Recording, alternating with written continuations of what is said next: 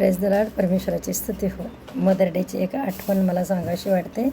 ते म्हणजे काय होतं की जीवनामध्ये ना आपण बिझी असल्यामुळे टाईम भेटत नाही. आणि असंच माझ्या जीवनात पण झालं होतं. जरा घर बांधणं सुरू होतं, हाताला जरा मुंग्या यायच्या एका हाताला. तर माझ्या मिस्टरांचं म्हणणं होतं की थांब तू जरा बरी हो, नंतर मामीला आपल्या घरी घेऊन ये.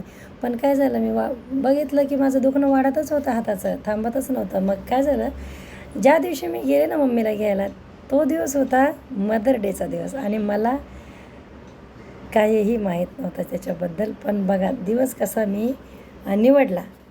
मी माझ्या मनानेच रेडी झाले. माझ्या मिस्टरांना म्हटलं नाही, कसंही होईल, आपण जे खातो तेच मम्मी खाईल. पण मम्मी गावी जाणार आहे आता आणि माझ्या घरी परत यायला होणार नाही ना गावावरून, म्हणून मी नालासोपाऱ्याला घ्यायला गेले.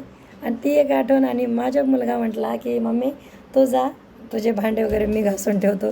त्या दिवशी माझ्या लेकरांनी पहिल्यांदा भांडे घासले आणि मी माझ्या मम्मीला घरी घेऊन आले. ही मदर डेची माझी आठवण आहे.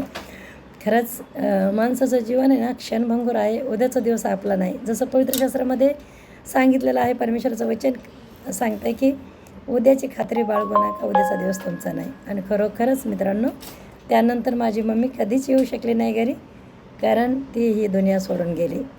ते किती महत्त्वाचं आहे ना, काही निर्णय पटकन घेणं किंवा प्रेम देणं आपल्या आईला, आदर करणं, आहे की नाही.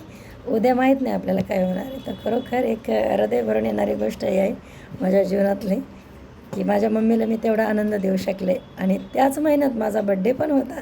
ती एक आठवण मम्मी आमच्यासोबतची, माझ्या मम्मीची राहिली आमच्यामध्ये. परमेश्वराला मी धन्यवाद देते. काय माहिती माझ्या मनात त्या दिवशी आलं की नाही मी घेऊन येणार. आणि माझ्या हजबंडचं होतं की थांब तुला बरं वाटू दे, म्हणजे तू सेवा करशील मामीची. आणि देवाला धन्यवाद. म्हणून जीवन अनमोल आहे, टायमाचं